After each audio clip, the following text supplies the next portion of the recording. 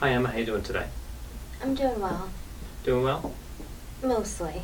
Mostly? What's going on? Well, I got a new job Mm-hmm. since the last time we met. Like working for a different company? Well, no, it's kind of within the same company, Mm-hmm. but they've put me in charge of this whole new project team, Okay. tasks thing. I'm not really sure what it is yet, but they've put me in charge of it. You're in charge of like a new project? Yeah, and Mhm. people, and I have to run the whole thing. Are you excited about this? I know before we talked about the need for power and how you were looking for opportunities where you're working.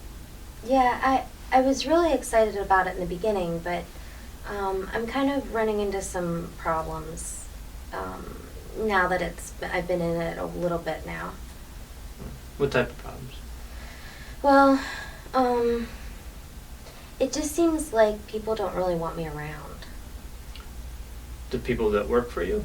Yeah, the people that work for me and that I see in the office, like they kind of snicker sometimes, and um, they plan things and do things, and I don't always know about it, or and it's just weird to me. I don't understand. Like you're being left out of the social interactions? Yeah. Do you have a theory as to why that could be happening? I thought they liked me, so I'm not entirely sure. So this is a new group of people you haven't worked with before, or the same, or a mixture? It's kind of a mixture. Okay. It's kind of a mixture. Mostly new, but some of the old folks are there, but mostly new. All right, so mostly people that are new to working with you or for you. For me, yeah. But some other people that you knew before. Mhm. The people that you knew before, did they work for you before? No. No. No, we worked alongside each other. All right, so you've moved up. Yeah, oh yeah. I've gotten like you said, like we were talking about, I was looking for a job with more responsibility and Mhm. or a role with more responsibility and that kind of thing, and I've gotten it now, but I miss the interactions with coworkers and peers and All right, well let's start with the kind of what it's done that's favorable. So it seems like what you're saying is that you have more authority, more power, like that needs Yeah. being the power need, yeah. met. Right. So what's that feel like? What's that feel like to have the increased responsibility? It feels really good. I mean, I feel like I'm getting somewhere in my career finally, and I feel like, being in charge is a good feeling. It energizes me to a point, Mm-hmm. and it's what I have or I thought I always wanted to have and achieve. All right, so it's got some positive qualities Mhm. that you like, Mhm. that you enjoy. But then, let's look at the drawbacks. It seems like the social interactions are strained with the people that are working for you. Yes, very. Very strained. Yeah. And what's your feeling when they behave in that manner, when they exclude you, and you said would they say things? Yeah. I think they're talking about me or snickering or laughing. Yeah, that's the word you used. Snickering, yeah. Because it's like the secretive laughter, if you will, and And it's clear it's about you. pretty clear, yeah. Yeah. Yeah. But it just makes me feel really kind of sad. Kind of in a way, sad. yeah.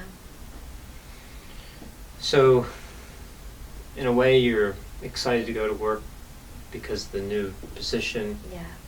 Another way, there's a sad component Mhm. to it. So, tell me about your role. Like, what is it that you? So you're in charge of the project. I'm in charge of this new company initiative and project. So they've said to me, the company has said to me, you need to run this, you need to drive results, you need to make this happen. All right. And here's some people and go. And so it's been very little direction. So you've been given a team, Yeah. and you don't have much direction, but you have a lot of power. Mhm. So are they saying that you can manage the team as you want? Are there restrictions on what you can do? I don't think so. I think I can manage it whatever way as long as I achieve the results that they're looking for. It's up to me. All right. So when you had power before, was there something different about the way you used your power with the people that work for you? No. Not really. I don't think so. Is there anything you think you could change to create an environment where they're going to respond more positively to you? I know that some of one girl said to me, coworker said to me, Mhm. what? I don't really know if she's my coworker, if she works for me, but anyway, said to me, I wish you would interact with us more like eating lunch with us, or we don't really feel a part of this process. All right, so there's a two separate things. So one is not socializing with them, like at lunch. And what do you think she means about being part of the process? I think she feels like I'm just making executive decisions all the time and not involving, her and the other people on my team. All right, so you're leading, you're making decisions, Mhm. but they feel like maybe they're not getting input into, Yeah, input, that's the word. Input, Okay. yeah. and that might be affecting how you're feeling in terms of the belonging need. Like it's separating you from It is. them socially. It is, yeah, absolutely. And I just don't know what to do about it. Is there a way you could restructure the way you lead so that some of their needs are being met, but also your need to belong is, and to some extent have fun is being met too? Yeah, I was gonna say, I want to have fun again. I'm not, enjoying some of the things that I used to enjoy and that kind of thing. But to answer your question,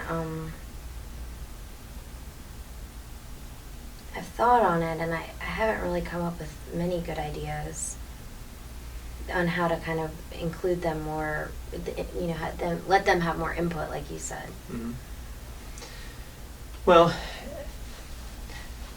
I would suppose if you gave them more input, there might be a sense on your part that your power is diminished. Yeah. Right, so with these needs, there is a bit of a trade-off. Yeah. Right, so sometimes. Mm-hmm. And in this case, it seems like there may be. But is there a way you can give them a voice in the process without really lowering your power level? I see what you're saying. Maybe like forming task teams or task groups within... Like committees? Committees, yeah, within Mhm. the team to tackle different aspects of our total project. Yeah, is that something that you'd be That's a really... allowed to do? Or? Yeah, I mean, like I said, they gave me little to no direction. I just have to get the results. All right. So maybe you would get better results, or at least the same results, letting the people that are working for you form committees and make some decisions, and maybe bring those decisions to you to talk over. Yeah. So they're being more included in the process. That would include them more in the process, I think, yeah. Maybe that's what she meant when she said... When she mentioned Yeah. process. Do you feel like that would diminish your power? Like you would have less power if they had more input? I might feel that way at first, but I think that in the end I'm still overseeing the teams, so, or the committees, so I think that technically I'd still have the power, and yeah. Yeah, you would. Yeah, you Mhm. still have the power. I'm wondering if it would still feel that way. If it would still meet that need. I think I'd have to try it, but I think it would. Think it would? Yeah, I think it would.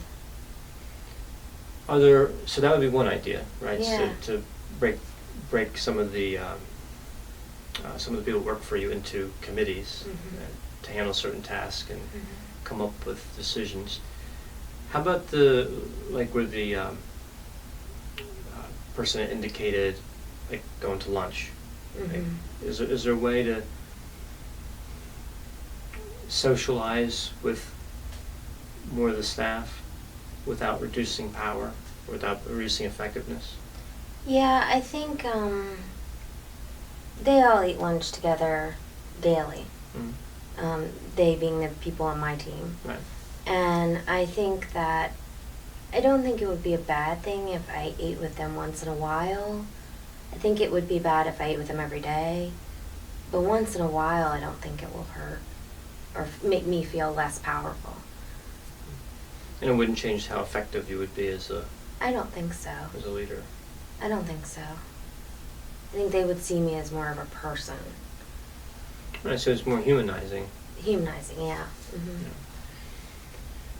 So lunch is one opportunity. Are there any other opportunities, events or activities where you could be more present or visible or socializing with them in an appropriate, effective way?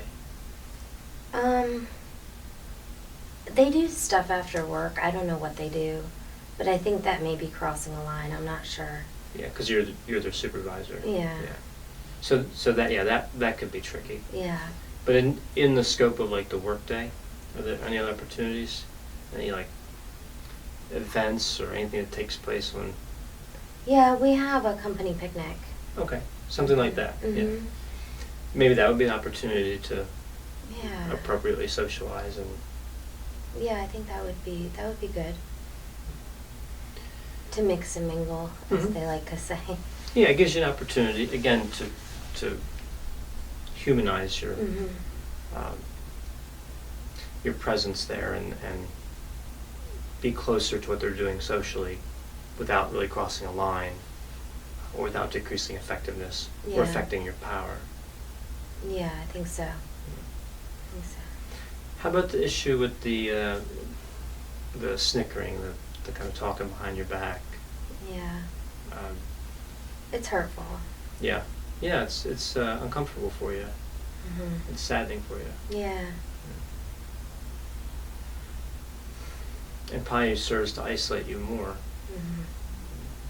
Is there a way you could, while still maintaining the power and the leadership position, kind of authentically discuss that with them? Like to approach them with that concern in a kind of genuine, caring way, but also a direct way that lets them know that it's something that you want to discuss, to address. Yeah. I mean, because like, they have to know that I hear them. They have to. It's not a big office. It's very obvious. It's very obvious. And it's not all the time, but it's enough that it's problematic, I think. So I think it would be something I would need to bring up. I don't know whether it's best to do it one-on-one or as a team meeting, or I guess as a team meeting would be better, or within the committees that I'm going to form. Or I guess you'd have to think about the pros and cons of approaching it individually or in groups. I guess it depends on how you think of behavior. Like, are they behaving as a group? Are they behaving individually? Are there some that don't participate in that at all? Yeah, there are some that don't participate. So that could kind of lean you toward individually Mhm. addressing it. But if there's like a whole group that does, that may push toward, let me address it as a group. Mhm. That's something we'd have to talk through. Yeah. So that's an interesting dilemma. Yeah. And of course, there's the question: do you want to address it directly with them at all? Right, so Right. we'd have to consider. But there's a few things we worked on today that it sounds like you are comfortable for sure implementing, Mhm. like the inclusiveness piece with the process, the committees, Yeah, the committees. increasing socialization Mhm. opportunities. So in talking with you about this, it really seems like you're trying to balance belonging and the need for belonging and power, Yes. and very to some much. extent fun. Very much. Yes. Yeah. So in this instance, increased power was good, but it had a cost with another need. You paid a price with It had a need. price. It had a price. Yeah. So maybe there's a way to still meet most of that need for power, but more definitively meet that need for belonging. Mm-hmm. Well, right now it's not being met really hardly at all. So Not at all. To meet that need and the fun, hold on to most of the power. Does that seem like the balance that we're talking about? It does, absolutely, yeah. So really that's what it comes down to, I guess, is a balance. It is a fine line between my need to belong, but then my need to also maintain the power dynamic. Yeah, because you want both. Mm-hmm. I do. You wouldn't want to sacrifice the power altogether No. for all belonging either. Right? No. So it does come down to balance. So those are some strategies you can try. If you want, you try them this week. Mm-hmm. Implement the different strategies that we came up with together. Mm-hmm. And then when I see you next week, we can see what maybe needs adjusting or what worked, what didn't work as well, and kind of tune the strategy from there. Okay. Does that seem like a plan? Absolutely, yeah. All right, Emma. I appreciate you coming in, and I'll see you next week. Okay, thank you. Thanks.